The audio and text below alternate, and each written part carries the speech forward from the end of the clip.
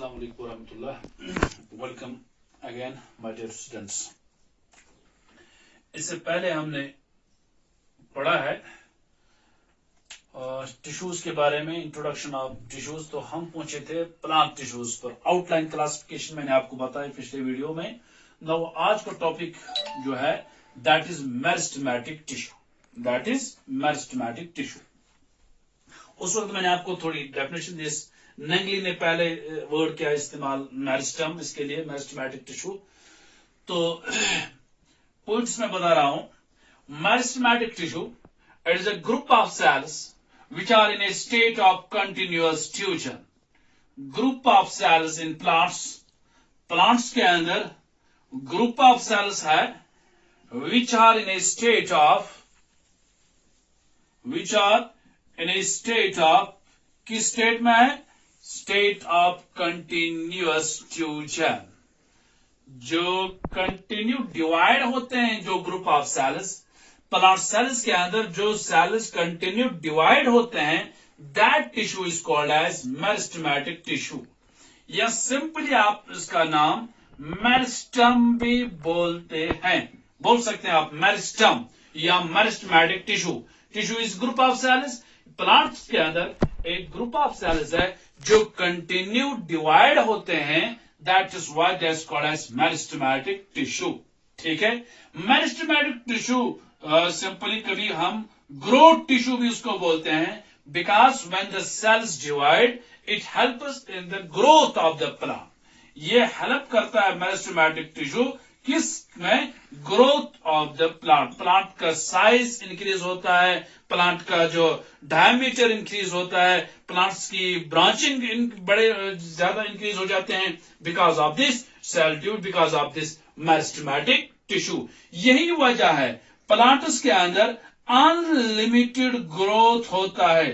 Plants के अंदर unlimited growth, while in animals we have a limited growth, लेकिन plants के अंदर अनलिमिटेड ग्रोथ होता है because of this meristematic tissue. Then there are certain characteristics of this meristematic tissue. Meristematic tissue के कुछ characteristics हैं, जैसे हम कुछ पॉइंट्स में बता रहा हूं, 2-4 points. Characteristics of meristematic tissue. इन सेल्स के अंदर क्या कैरेक्टरिस्टिक्स है? नंबर 1 पॉइंट आप याद रख लीजिए, सेल्स जो होते हैं इस मेरिस्टेमेटिक टिश्यू वो बहुत ही एक्टिव होते हैं। Cells are very active and in a state of continuous division. वो सेल्स होते हैं जो कंटिन्यूअसली डिवाइड होते हैं।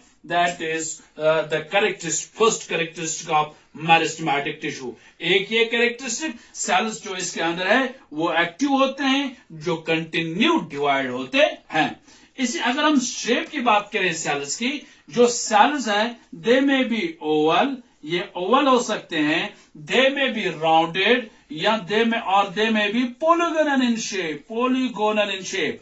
जैसे सेल्स की शेप पोलीगोनल भी हो सकती है, राउंड भी हो सकते हैं। दिस इज अब ये टिश्यू बनता है, क्योंकि जब बहुत सारे सेल्स मिल जाते हैं तो टिश्यू बन जाता है। This meristematic tissue. अगर हाँ राउंड होंगे तो ऐसे ग्रुप ऑफ सेल्स होता है।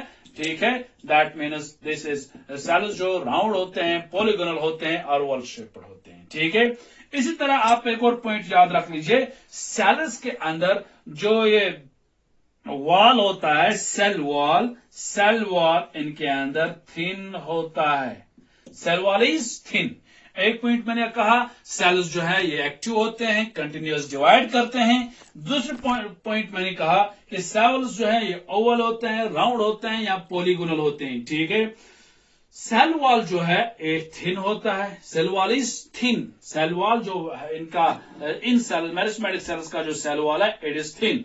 एक और पॉइंट आप यहां दे, सेल जो है cells are compactly arranged. Cells are compactly arranged. ये वो सेल्स है जो एक दूसरे से मतलब कॉम्पैक्टली अरेंज है। एक सेल दूसरे cell, there is no intercellular spaces. Cells के दरमियान खाली जगह नहीं है। जैसे एक सेल है इसी के साथ कॉम्पैक्ट अरेंज है, दूसरी सेल इसी के साथ तीसरी सेल, ये जो स्पेस है देयर इज नो या less intercellular space between the two cells is less, is minimum, because the cells are compactly arranged. अगर ये पॉलीगोनल सेल्स होंगे, ये सेल्स कंपैक्टली अरेंज्ड है, ये cells compactly arranged, there is no space between the cells. ठीक है, cells are compactly arranged, no intercellular space आप लिख सकते हैं। ठीक है, इसी तरह एक और पॉइंट आप लिख सकते हैं, बहुत इंपॉर्टेंट है, इन सेल्स के अंदर वैक्यूल्स जो है, वैक्यूल्स एब्सेंट होते हैं। ये भी एक रीजन है why cells are continuously dividing, because they lack the vacuole. Vacuole जो है सेल डिवीजन में हिंड्रेंस पैदा करता है, क्योंकि वैक्यूल के अंदर सेल सेप होता है। दैट इज व्हाई ये वैक्यूल्स इन सेल्स के अंदर एब्सेंट है। किन के अंदर? मेरिस्टेमेटिक सेल्स के अंदर, तभी ये सेल कंटिन्यू डिवाइड होते हैं। इसी तरह जब वैक्यूल एब्सेंट है लेकिन डेनस ये होता है, इसके अंदर साइटोप्लाज्म अच्छी तरह होता है, इनके अंदर dance cytoplasm and prominent nucleus भी अच्छी तरह से होता है। इनके अंदर न्यूक्लियस होता है प्रोमिनेंट। इन सेल्स के अंदर, मेरिस्टेमेटिक सेल्स के अंदर प्रोमिनेंट न्यूक्लियस होता है, डेनस साइटोप्लाज्म होता है। ठीक है, these are certain characteristics of meristematic tissue. तो एग्जाम में आ सकता है कभी, what is meristematic tissue, give the characteristics of meristematic tissue. You can write the group of cells in plants which are in a state of continuous division, that's called as meristematic tissue. It's also called as meristem. It's a growth tissue, helps in increasing the in growth of the plant. There are certain characteristics of this meristematic tissue. One, जो मैंने कहा, cells are very active and are in a state of continuous division. Second, cells are oval, rounded or polygonal in shape. Third point, cell wall जो है that is thin. Fourth point, cells are compactly arranged. Fifth point, there are no intercellular space is less. Sixth point, vacuoles are absent. Seventh point, dense cytoplasm and prominent nucleus in these cells. This is the meristematic tissue and the characteristics of meristematic tissue. Now comes to the types of meristematic tissue. Now coming to the types of meristematic tissue. Types of meristems या types of meristematic tissue. On the basis of position, origin में दो types है, primary and secondary. या on the basis of this position, on the basis of base, किस base? Position के base पर we have three types of apical meristem. पहले outline में मैंने आपको बताया, one is apical meristem, second one that is intercalary meristem,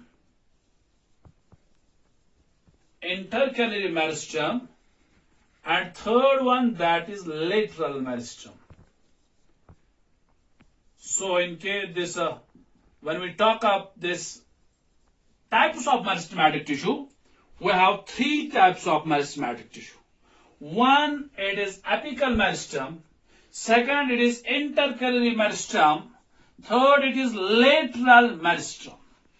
अगर मैं समझाने के लिए यहाँ प्लांट बना रहा हूं, सिंपल, ये हम एनाटॉमी में पढ़ते हैं, ठीक है, ये इसका रूट पोर्शन है, वो आगे root system, this is now shoot system, ठीक है, सिंपल मैंने एक सिस्टम बनाया यहां। अब उनकी on the base of position, मैंने ये भी कहा meristem helps in the growth of the plant. Plant के अंदर ये क्या करता है? ग्रोथ करता है, ठीक है। On the base of position, apical meristem, intercalary, now come to this apical meristem, वो meristem that is the cells are in a state of continuous division which are present at the root and shoot apex. जो root and shoot apex पर, apex यहां tips पर जो meristematic tissue, जो dividing cells root या shoot के tips पर होता है, that is called as apical meristem. ये है, फॉर एग्जाम्पल मैंने एक स्टेम बनाया, ये इसका टिप है, यहां जो ग्रुप ऑफ सेल्स है वो सेल्स क्या है? Apical meristem. इसी तरह अगर ये रूट है, रूट के जो टिप पर जो सेल्स होंगे, that will be the apical meristem. इसी तरह ब्रांच है, ब्रांच के टिप पर जो सेल्स हैं, ग्रुप ऑफ मेरिस्टम जो कंटिन्यू डिवाइड होते हैं, that is this meristem, apical meristem. What is apical meristem? Apical meristem is a meristem which is present at the root or shoot apicus, shoot tipus या branches of the tipus. Tips के branches पर जो होता है, जिस branches के tips पर जो होता है meristematic tissue, that is apical meristem. जाहिर सी बात है, it helps in increase in the height of the plant. Increase in किसमें मदद करता है? हाइट ऑफ द प्लांट के अंदर. जैसे रूट बड़ा हो जाता है because of apical meristem, height के अंदर प्लांट लंबा हो जाता है. 114 फीट भी यूकलिप्टस देखा गया है बिकॉज ऑफ एपिकल मेरिस्टम. ठीक है, जिसके अंदर एपिकल मेरिस्टम ज्यादा होगा, that plant will grow length wise, in length में वो ज्यादा बड़ा हो जाएगा because of this apical meristem. और ठीक है, that is apical meristem is a meristem which is present at the root or shoot apex. That is the apical meristem. It helps in increasing the height of the plant. Objective में ये आता है, name the meristematic tissue which helps us in the length of the plant. Plant की length को कौन increase करता है? It is apical meristem. ठीक है, now comes to the second one, that is intercalary position की बात कर रहे हैं. Intercalary meristem, it is a meristem which is present at the internodes. At the internodes. अब टर्म है इंटरनोड. पहले सुनिए नोड क्या होता है. सुनिए, जहां से नया ब्रांच निकलता है, that place is called as node because it has a bud. ये एक प्लांट है, यहां से कोई ब्रांच निकलता है, दिस इज ए नोड. ये एक प्लांट है, यहां कोई ब्रांच है, ये एक नोड है. यहां से लीफ अराइज हुआ, यहां ये नोड है. ठीक है, नोड क्या है? It is a place where a new part arises. ठीक है, ये बड़ होता है, असल में नया ब्रांच अराइज होता है, लीफ अराइज होता है, दैट्स कॉल्ड एज नोड. ये distance between the two nodes जो है, दैट्स कॉल्ड इंटरनोड. टर्म याद रख लीजिए. What is node? Internode, distance between two nodes. दो नोड्स के दरमियान जो डिस्टेंस है, जैसे यहां ये टिप इंक्रीज है, यहां एक दूसरी ब्रांच निकलते है, इन दो के दरमियान जो डिस्टेंस है, दिस इज इंटरनोड. जैसे यहां नोड है, यहां नोड है, distance between the to, that's called internode. कहां होते हैं ये प्रेजेंट? इंटरनोड पर. ये यहां नोड है, क्योंकि नया प्लांट निकले, यहां नोड है, तो ये आप देख रहे हैं, ये जो प्लांट देख रहे हैं आप, दिस इज एन इंटरनोड. ये प्लेस जो है इंटरनोड. यहां जो प्रेजेंट होते हैं वो कौन होते हैं? Intercalary meristem. What is intercalary meristem? The meristem which are present at the internodes, they are called as intercalary meristem. यहां टर्म आई इंटरनोड क्या है? मैंने बताया distance between the two nodes. यहां टर्म आई नोड क्या है? It is the place where new branch arise, where leaf arises. तो आप कभी बुक्स में ये भी देख सकते हैं, intercalary meristem is present at the base of the leaf. वही हुआ दिस इंटरनोड. ठीक है, बात समझ में आ रही है? अब एक्चुअली इंटरकैलरी मेरिस्टम जो है, आम point, it is actually apical part. ये एपिकल पार्ट है, apical meristem which is left behind during the growth. जो एपिकल मेरिस्टम बच जाता है ड्यूरिंग द ग्रोथ, क्योंकि ये ग्रोथ इसको इंक्रीज करता है, ये वाला ये वहीं बच जाता है. यहां से ये इंक्रीज करता है लेंथ वाइज ग्रोथ में, यहां ये मेरिस्टम जो बचेगा, दैट इज द, याद रख लीजिए, हो सकता है किसी बुक में आप देखोगे या नहीं देखोगे. This intercalary meristem. Intercalary meristem क्या है? It is the apical part of the meristem left behind during the growth. जो ड्यूरिंग ग्रोथ में एपिकल मेरिस्टम बच जाता है, that is actually intercalary meristem. Intercalary meristem. और याद ये रख लीजिए, ये जो इंटरकैलरी मेरिस्टम जो है, ये प्लांट को ब्रांचिंग देता है. क्या करता है?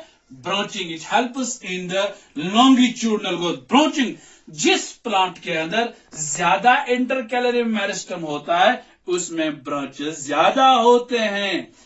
वो बात समझ में आ रही है? जिसमें इंटरकैलरी मेरिस्टम ज्यादा होता है उसमें ब्रांचिंग ज्यादा होती है। It helps in branching of the plant. Apical meristem helps in increase in the length of the plant. Root की लेंथ को इंक्रीज करता है एपिकल मेरिस्टम। इसके ब्रांचेस निकलते हैं, रूट के ब्रांचेस हैं, इसके branches because of intercalary meristem. यह एक टर्म मुझे याद आई, आपने सुना होगा नाम, एक फॉरेस्ट्री बायोलॉजिकल टर्म है, दूसरा है jungle. One is forest and jungle. ये नहीं है उर्दू में जंगल है क्योंकि ये बायोलॉजिकल टर्म है। फॉरेस्ट उस प्लेस को बोलते हैं where there is not much canopy, जहां कैनोपी ज्यादा नहीं। कैनोपी साइंस बॉटनी में बोलते हैं ब्रांचिंग को। जहां ज्यादा ब्रांचिंग नहीं होती है that place is called as forest.